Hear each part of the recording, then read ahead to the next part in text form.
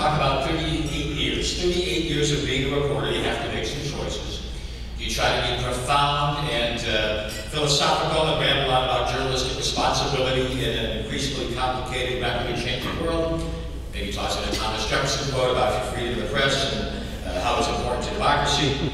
You take an historic view and recall how your medium has evolved from film to videotape, now to digital images. Do you go for laughs and maybe just talk about a couple of the great bloopers? Well, there have been plenty of those.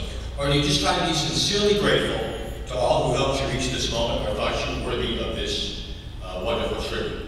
I'm going to take the last approach, though maybe there will be a stray memory or a chuckle that sneaks in somehow.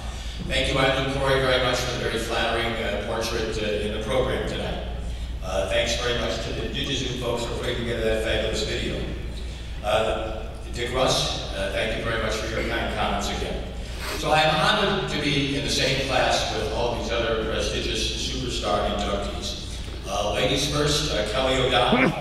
You got a quartet of guys who are basking in your radiance and wonderful professional accomplishments. Reporting big national stories on the big network stage, and I'm very, very jealous. Tom Ferry, you're a clever columnist and a great writer, and perhaps most importantly, the world's greatest authority on goulash. Philip Morris, you're unpredictable, maybe outside the box view of things, puts Cleveland's problems and people in a new light, and maybe the Pulitzer Brain Trust will get it right on the third try. Bob Painter, you dig and delve and just keep unraveling things and get to the core of big problems, and that's the first step toward fixing things. The words that you won speak volumes for themselves. And so, acknowledging all of that greatness, where do I fit in? What's up with me? Well, let's start with the still surprising and to maybe people under 30 unbelievable fact that some surveys still show local television news ranks #1 as the primary source of news to the greatest number of people. Television makes you describe big issues and controversies by painting them on a very small and increasingly shrinking canvas. There's never enough time to research stories or tell them. I try to remember that my reports really have to be boiling things down to basics, showing viewers what leaders are doing, why they are doing, and what impact those actions have on the lives and jobs and livelihoods of viewers. Political stories are about people, not polls, not speeches, not office holders. I'm obviously an old school, very old school guy approaching things, and it's not so easy to be an old media guy in a new media world.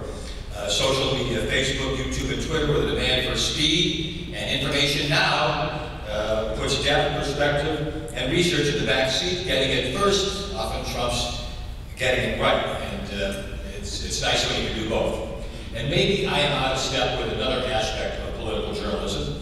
More people look for coverage that leans toward what they already think. Fox News leans this way. MSNBC leans this way. And more and more political talk shows are too often just name-calling and verbal food fights. Well, if you've ever caught our little segment on Sunday morning between the lines, you probably know that we try for a concise and thoughtful and civilized discussion of issues. I try to play it down the middle. I have had viewers, and believe me, people are less and less self-conscious about what they put in emails, accuse me of being both a Republican flack and a Democratic water boy. And got more flack after this week's issue 2 debate. About the same number of complaints from both sides, so I guess I'm balancing things about right. I've always tried to be a skeptical reporter, not a cynical reporter. A lot of my colleagues, I don't share the belief that every single politician or office holder is an egomaniac, incompetent, or corrupt. I think most of them are trying to improve things. But of course, the events of the last couple of years in Cuyahoga County have been a wake-up call and a very stiff test of that belief. So maybe my skepticism needs to be ratcheted up a few pegs. Or rather, my cynicism needs to be ratcheted up a few pegs. I am not the only reporter who spent lots of time in the Cuyahoga County office building, seeing what was going on and belatedly wondering how I and we were looking but not seeing the sickening behavior of all those greedy officials who put themselves first. But let's get back to gratitude. Professionally, I'm indebted to the late Ed Hart. He was news director at Channel 2 way back in 1973. He hired a 22-year-old kid with a ink steel dry master's degree and 0 television experience. I like to think he was a very astute judge of talent but not so good judge of ethnicity. He's the story that I always tell people. He hired me because he thought I was Puerto Rican. This is back in the days when diversity started to mean something. They were trying to build a Noah's Ark to do as well. And so my last name is Hungarian. It should be pronounced Beres. Americanized it as Beres. But he insisted on it being Beres. Mr. Beres, have you ever come to City Hall? No, it's Beres. Mr. Beres, have you ever come to unions? No, it's Beres. Well, lights on, nobody's home. And when the human resources guy came around to the government form to check and said, you said you were Puerto Rican? And it was an awkward moment. Mr. Hart was hopping mad and a career was born. So in Dayton, I was teamed up with a great photographer, the best news person that I've ever known, a guy named Bob Phillips. He could sniff out a story anywhere. He let me ride his coattails until I got the hang of it. And now a word of thanks to former mayor and current Congressman Dennis Kucinich. I came up from Dayton to do a report on what the heck's going on at Cleveland City Hall default, the Kitty City they called it. Well, he may have thought that no one in Cleveland would see a report that ran in Dayton, but he said some pretty outrageous, really outrageous things. I think he said utility presidents and bank presidents should be flogged on public square and put in stock. Well, maybe not that excessive. But I put it on my audition tape. The news director at Channel 3 said, great, how'd you get him to say that? And I got the job. So I would like to thank Channel 3's general manager, Brooks Bektorski, news director Rita Anderson. They still believe there is value in having specialty reporters, beat reporters, more so than our competitors. The Cleveland Television Reporters Club is a very small club. Me, myself, and I. I would like to thank all photographers and editors at Channel 3 who shot and married the pictures with my words to make the stories much better than I ever envisioned. They have put up with my absent-mindedness and technical shortcomings. And of course, personal thanks. My dad, who was so proud that his kid was on TV, is watching from a good seat upstairs, I hope. My mom is not well enough to be here, but they both gave me strong encouragement and very important support. At my table back there, there's my darling wife, Susan. I met her as a reporter off the political beat, covering a serial killer's murder trial. Isn't that romantic? I got a much better sentence than he did. My son Marty is up for graduate studies at Ohio State.